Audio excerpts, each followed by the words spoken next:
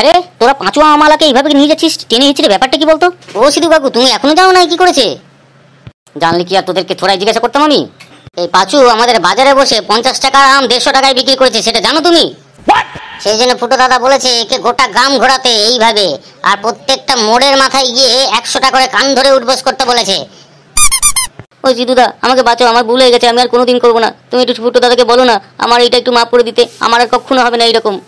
মাথা খারাপ? আমি ফুটো দাদার উপরে যাবো? ও যেটা বিচার দেয় সেটা সবাই মাথা পেতে নিয়ে নেয়, আর যা বিচার করে সেটা একদম সঠিক করে। যা একে নিয়ে যা, এখানে আমি কিছু করতে পারবো না। ও সিধুদা, একটু ব্যবস্থা করলে ভালো হতো, আমি আর হাঁটাচলা করতে পারছি না ঠিক মতো, এই কান ধরে উঠবোস করতে করতে। আর বাড়িতে গিয়ে আমি মনে পটি করতেও বুঝতে পারবো না যা অবস্থা হয়েছে আমার। এই ভুল আমি আর কোনোদিন করি? ও ফুটো দাদা, আমাকে বাঁচাও, ফুটো দাদা আমাকে ক্ষমা করো। এই এবার চুপ কর, সামনে ফুটো দাদা আসছে। পচার খবর কি? তোরা ঠিকঠাক করেছিস তো যেটা বলেছিলাম? হ্যাঁ ফুটোদা, এটা লাস্ট মোড় ছিল, এখানে 100টা কান ধরিয়ে উঠবোস করিয়েছি, আর এখানেই শেষ হয়েছিল, ওই জন্য তোমাকে এখানে আসতে বলেছিলাম। এবার তুমি যা বিচার করবে সেটা করে দাও। ও ফুটো দাদা, আমি আর পারছি না ফুটো দাদা, আর কান ধরে উঠবোস করতে করতে আমার অবস্থা শেষ, আমি আর কোনোদিন করবো না এই ভুল, আমাকে বাঁচাও, আমাকে ছেড়ে দাও ফুটো দাদা। শোন যেটা আমি বলছি, এরপরে তোকে যেন এই বাজারে আমি আর না দেখি। পশ্চিম পাড়ায় যে বাজারটা আছে ওখানে গিয়ে তুই একদম সৎভাবে বিজনেস করবি, ঠিক আছে? আর আমার ছেলেরা সবসময় তোকে নজর রাখবে, আবার যদি ভুল করিস তো এই তলার থেকে তোকে আউট করে দেবো, মনে থাকবে কথাটা? ও ফুটো দাদা, পশ্চিম পাড়ায় আমাকে তো বসতে দেবে না, ওখানেও তো আমি বেশি দামে বিক্রি করেছি, আমার ওখানে কেউ আমি কিনবে না। ও ফুটো দাদা, আমাকে একটু ব্যবস্থা করে দাও এখানে। আমি যে কথাটা একবার বলি দুবার আমি রিপিট করি না, বোঝা গেল? পশ্চিম পাড়ায় চলে যাবি, কেউ বিরক্ত করবে না তোকে, সৎভাবে বিজনেস করবি, চল যা। ঠিক আছে ফুটো দাদা, আমি তাহলে আসছি, অনেক অনেক প্রণাম তোমাকে, আমাকে ক্ষমা করে দেওয়ার জন্য অনেক ধন্যবাদ ফুটো দাদা, আমি আসছি, কালকে থেকে আমি পশ্চিম পাড়াতেই বিজনেস করব। আরে সিধু কাকু যে, কেমন আছো? আমি খুব ভালো আছি ফুটো দাদা। এই তোরা শোন, আমরা বাজারের দিকে যাচ্ছি বুঝলি, সময় করে চলে আসিস আমাদের জায়গায়। ঠিক আছে ফুটো দাদা। গেল কি গেল কি? আরে কোথায় গেল? একটু বাইরে এসে দেখি। কি ব্যাপার তোমার, এত চেঁচামেচি করছো কেন? আরে এত দেরি করে বাজারে নিয়ে এসছো কেন? কি নিয়ে এসছো আজকে বাজারে? তুমি তো জানো কেউ সমস্যায় পড়লে আমার কাছে আসে বিচার চাইতে, সেই বিচার করতে গিয়ে একটু দেরি হয়ে গেল আর কি। সেই সকালবেলায় পাঠিয়েছি তোমাকে বাজারে, বললাম যে ঘরের মধ্যে কিচ্ছু নেই, ডিম, আটা, তেল, নুন, চাল কিচ্ছু নেই, আর বলেছিলাম অল্প করে তোমাকে পনির নিয়ে আসতে, নিয়ে এসছো তুমি? এই যা, আমি তো একদম ভুলে গেছি গো, আমি যাই এক্ষুনি গিয়ে নিয়ে আসি। আর বলছিলাম কি, খুব ভালো একটা ইলিশ মাছ পেয়েছি, আজকে ইলিশ নিয়ে এসেছি, একটু রান্না করো না গো ভালো করে। ভগবান, এই কাকে নিয়ে আমি সংসার করছি? সকালবেলা আমি পাঠিয়েছি বাজারে এইগুলো জিনিসগুলো আনতে, আমি বারবার পই পই করে বলে দিলাম, বললাম তাহলে তুমি লিখে নাও যদি ভুলে যাও। তোমার বিচারের ঠেলায় তুমি ইলিশ মাছ নিয়ে বাড়িতে ঢুকেছো, তুমি বেরো এখন এখান থেকে, তোমার আজকে কোনো খাওয়া চলবে না, ইলিশ মাছটা ওখানে রাখো, রেখে একদম ঘর থেকে বিদায় হও। আমি কত করে বললাম একটু পনির নিয়ে এসো, পনির নিয়ে এসো, আজ অনেকদিন খাইনি পনির। এই তুমি ঘর থেকে বেরো, বেরো এখান থেকে, তোমাকে যেন একদম না দেখি, তুমি বাইরে গিয়ে আজকে খাবে, যাও এখান থেকে। এই একটু আসতে বলো না, বাইরের লোক শুনতে পারলে আমার অসুবিধা হয়ে যাবে, আমি সবাইকে বিচার দিই, সেখানে তুমি এরকম বললে মুশকিলে পড়ে যাবো, তখন আমাকে আর কেউ পাত্তা দেবে না গো। তুমি এক্ষুনি এখান থেকে বেরোবে না আমি ঝাঁটা নিয়ে আসবো, অন্যের বিচারের ব্যবস্থা করছো না, যাও এখান থেকে বেরো, বিচার করবে। আচ্ছা ঠিক আছে, আমি বাইরে যাচ্ছি, তুমি একটু চুপ করো। পেটে কত খিদে, এদিকে ঘর থেকে বের করে দিল, যাই আর কপালই খারাপ, যাই রেস্টুরেন্টে গিয়ে অল্প কিছু খেয়ে নিই। দারুণ খেতে। আরে ফুটো দাদা, তুমি এখানে খাচ্ছ রেস্টুরেন্টে বসে, বাড়িতে কি বৌদি রান্না করেনি? কি হলো ফুটো দাদা, তুমি তো শুধু খেয়েই যাচ্ছ, কোনো কথা বলছো না? বৌদি কি বাড়িতে নেই? কি হলো ফুটো দাদা, বাড়িতে বৌদি নেই? তো কি আমাকে প্রয়োজন না বৌদিকে প্রয়োজন, ব্যাপারটা কি বলতো?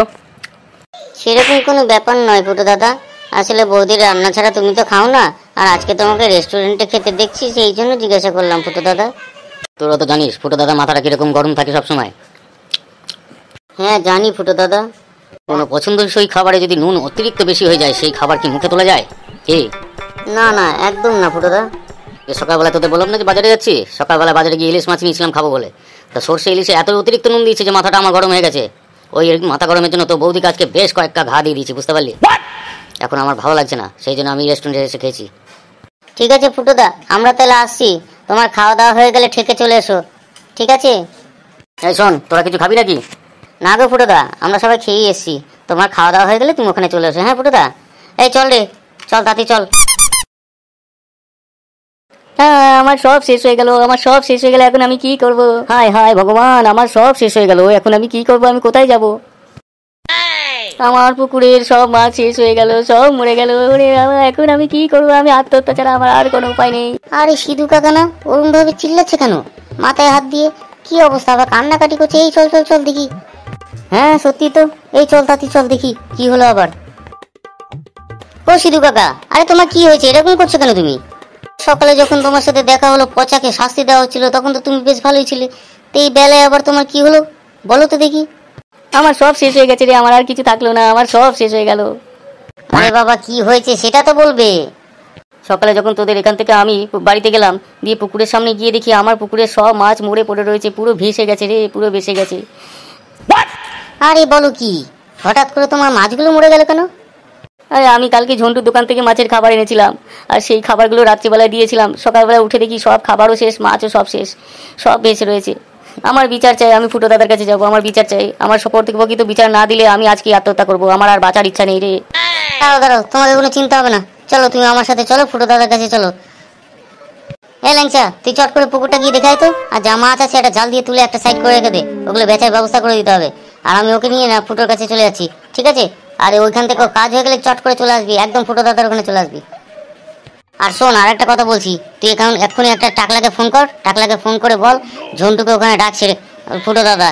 আর যদি না আসে, টাকলাকে বলবি 2-3 জন জোগাড় করে ওকে চ্যাং দোলা করে তুলে নিয়ে যেন একদম ফুটোর দাদার কাছে নিয়ে যায়, ঠিক আছে? আরে ঠিক আছে ফটকে, তুই সিধু কাকাকে নিয়ে যা, আমি টাকলাকে ফোন করে দিচ্ছি, তোকে কোনো চিন্তা করতে হবে না। দিয়ে আমি একদম পুকুরে গিয়ে মাছ তোলার ব্যবস্থা করছি, দিয়ে আমি সোজা চলে যাবো ফুটো দাদার কাছে। ল্যাংচা, ব্যাপারটা কি হয়েছে খুলে বলতো? সিধু কাকু এইভাবে কাঁদছে কেন? আর বলো না ফুটোদা, আমি আর ফুটকে না ওই মোড়ের মাথায় দাঁড়িয়েছিলাম, দেখি একটা কান্নার আওয়াজ পাচ্ছি। তা পেছনে ফিরে দেখি যে ওখানে সিধু কাকু আসছে। তো সিধু কাকু ওরকম উন্মাদের মতো কাঁদতে কাঁদতে আসছে। তাতে আমি জিজ্ঞাসা করে যা জানতে পারলাম, ঝন্টু তার দোকান থেকে খাবার নিয়ে এসেছিল মাছের, সিধু কাকু দিয়ে সেই খাবার রাত্রেবেলা দিয়েছিল, আর সকালবেলায় সব মাছ পুরো পুকুরে ভেসে উঠেছে। ফুটো দাদা, আমার বিচার করে ফুটো দাদা, নাহলে কিন্তু আমাকে আত্মহত্যা করতে হবে। আমার সব মাছ শেষ হয়ে গেছে, এখন আমি কি করব? মাথায় কিছু ঠেকছে না আমার। জন্টুদা, তোমার কাছ থেকে কালকে রাত্রে সিধু কাকু মাছের খাবার নিয়ে এসেছিল, আর সেই খাবার খেয়ে সব মাছ মরে গেছে। ব্যাপারটা কি সত্যি? দেখো ফুটোদা, একটা কথা বলি, আমি কিন্তু সৎভাবে বিজনেস করি, আর এতদিন ধরে করেও আসছি। তবে কালকে সিধু কাকু আমার দোকানে গেছিল, গিয়ে খাবার নিয়ে এসছে, কিন্তু আমি কিন্তু ভেজাল খাবার দিই না।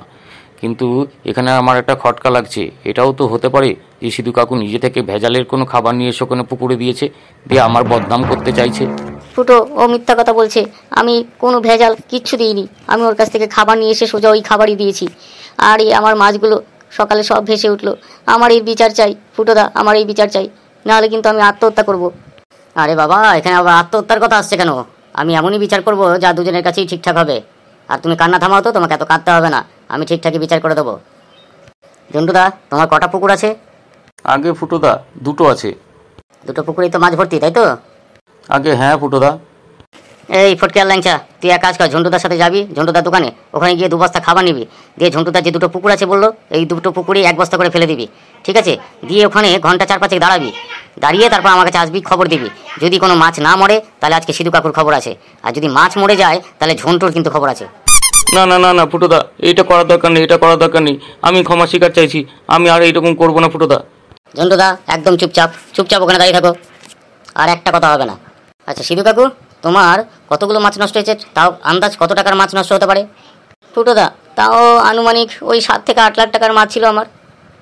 ঝন্টুদা, কথাটা শুনতে পেলে? ওই 7 লাখ টাকা তুমি কালকে ওকে দিয়ে দেবে তোমার অ্যাকাউন্ট থেকে, আর কোনো কথা হবে না, এখানে চুপচাপ সব চলে যাও।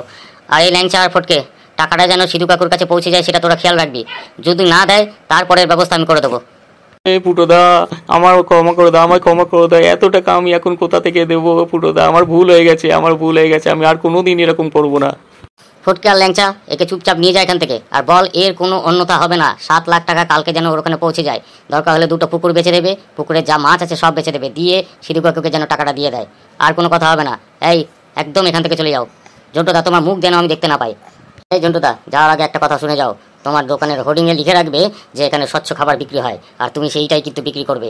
এর অন্যতা হলে তোমার দোকান কিন্তু আমি ভেঙে দেবো, যা মালপত্র আছে সব আমি রাস্তায় ফেলে দেবো, দিয়ে তোমাকে এখানে গ্রাম ছাড়া করবো। এই তল্লাটে যেন তখন আর তোমাকে না দেখি সেই ব্যবস্থা করে দেবো, কথাটা যেন মনে থাকে। আচ্ছা ঠিক আছে ফুটোদা, তাই হবে। ফুটোদা, তোমাকে অনেক অনেক ধন্যবাদ ফুটোদা, সুন্দর বিচার করেছো তুমি। ঠিক আছে সিধু কাকু, এখন তোমরা যাও, আমার একটু কাজ আছে এখানে। কিরে, তোরা সব একসাথে এসেছিস দেখছি, কি ব্যাপার? কিছু বলবি মনে হ্যাঁ হচ্ছে? ফুটো দাদা, বলার তো আছে। তাহলে বলে ফেল, যা বলবি। বলছি ফুটো দাদা, আমাদের যে এই টাকলা আছে না, টাকলা তো প্রেমে পড়ে গেছে দাদা। এই টাকলা, তুই আমার বাপ পাশে এসে বস দেখি এখানে। হ্যাঁ ফুটো দাদা, এক্ষুনি আসছি। প্রেমে পড়েছিস যখন, তখন তো বিয়ে করবি, কি তাই তো? হ্যাঁ ফুটো দাদা, ওই জন্যই তো তোমার কাছে এসছি, যাতে তুমি একটা ডিসিশন দিতে পারো। কি করি বলো তো ফুটো দাদা? আচ্ছা টাকলা, এখন তোর পকেটে কত টাকা আছে? ফুটো দাদা, ওই 500 টাকার মতো পড়ে রয়েছে। এই 500 টাকা তোর কদিন যাবে? ওই মেরে কেটে 3 দিন যাবে। তাহলে তোর একার 3 দিনে যাচ্ছে 500 টাকা। আর তুই যদি বিয়ে করিস, ওই একটা শূন্য এক্সট্রা বসাতে হবে, তার মানে কত হলো? 5000 টাকা দাদা। তাহলে তুই তো কোনো কাজ করিস না, তাহলে এই 5000 টাকা তোকে জোগাড় করতে হবে পার ডে হিসেবে, বুঝতে পারলি? এবার যখন বিয়ে করবি, এই খরচটা দাঁড়াবে গিয়ে তোর 5000 টাকা। ফুটো দাদা, ওর বাবা বলেছে যে বিয়ে দিয়ে দিলে ও ঠিক কাজ জুটিয়ে নেবে। আমাদের বাঙালিদের মধ্যে না এই একটা জিনিস রয়েছে, যে ছেলেটা কাজ করবে ভালো আর ভালো ইনকাম করবে, যদি কোনো অন্যরকম বদ অভ্যাস থাকে, তখন বাবা মা বলবে ওকে বিয়ে দিয়ে দাও, ও দেখবে ঠিক ভালো হয়ে যাবে। আর যে কাজ করবে না, তখনও তার বাবা মা বলবে ওকে বিয়ে দিয়ে দাও, দেখবে ঠিক কাজ জুটিয়ে নেবে, পয়সা ঠিক ইনকাম করে নিয়ে আসবে। এই হলো আমাদের ন্যারেটিভ যুগের চলছি আমরা, বুঝতে পারলি? টাকলা, তুই সামলাতে পারবি? বিয়ের পর কিন্তু অনেক খরচা আছে। হ্যাঁ, পরিবার পরিজনকে দেখা, শ্বশুরবাড়িতে যাওয়া, সেখানে দাওয়াত দেওয়া, হ্যাঁ, আর মেয়ের প্রত্যেক দিনের একটা আলাদা খরচা, ফেস ওয়াশ, এই যেই হ্যাঁ তেনা, কোনো শেষ নেই, ঘুরতে যাওয়া। সেই হিসাব করে তোকে কিন্তু অনেক টাকা লাগবে। এবার বল কি করবি? হ্যাঁ মানে কি বলছো তুমি ফুটো দাদা? আর এইসব জিনিস যদি তোর বউ ঠিক সময় মতো না পায় না, তোকে পেরিয়ে 55 করে দেবে, বুঝতে পারলি? এটা আমি নয় যে ফুটো, হ্যাঁ টাইগার, হ্যাঁ বউকে যেখানে বসাবো সেখানে বসবে, বউকে যেখানে বলবো দাঁড় করাতে সেখানে দাঁড়াবে, যা বলবো তাই করবে, আমাকে ভয় পাই রে, বুঝতে পারলি? সেই রকম ভাবে তোকে তৈরি হতে হবে, পারবি তুই করতে? রে বাপরে, এটা তো আমি ভেবে দেখিনি ফুটো দাদা, তুমি তো ঠিকই বলেছো। বাবার সাথে তাহলে কথা বলে আগে বলবো বাবাকে যে আগে আমি চাকরি জোগাড় করি, তারপর বিয়ে করব, নাহলে বিয়ে করব না। শুধু শুধু বউয়ের হাতে মার খেতে যাবো কেন? Lily lily lily lily lily lily lily lily lily. ফুটো দাদা, তোমার ফোন এসছে গো, একটু দেখে নাও আবার কে ফোন করলো। ওই দেখ, তোর বৌদি আবার ফোন করেছে, দেখি তো আবার কি বলছে। হ্যাঁ বলো, কি বলছো? এই মুখ পোড়া মিনছে, কোথায় আছো? তাড়াতাড়ি বাড়িতে এসো, খুব দরকার আছে। সেই সকালবেলা বের করে দিয়েছি, খাওয়া নেই দাওয়া নেই, কোথায় চাল চলো নেই। খেয়েছো কিছু নাকি? না কিছুই খাওনি? এসো, আজকে বাড়িতে তোমার হচ্ছে। আর তাড়াতাড়ি ঢোকো, না হলে কিন্তু আর সারা রাত খেতে দেবো না, একদম নাক কিয়ে রেখে দেবো। তাড়াতাড়ি আসো। হ্যাঁ হ্যাঁ ঠিক আছে, আমি মিষ্টি নিয়ে যাচ্ছি, ওদেরকে বসতে বলো, আমি আসছি এক্ষুনি, ঠিক আছে?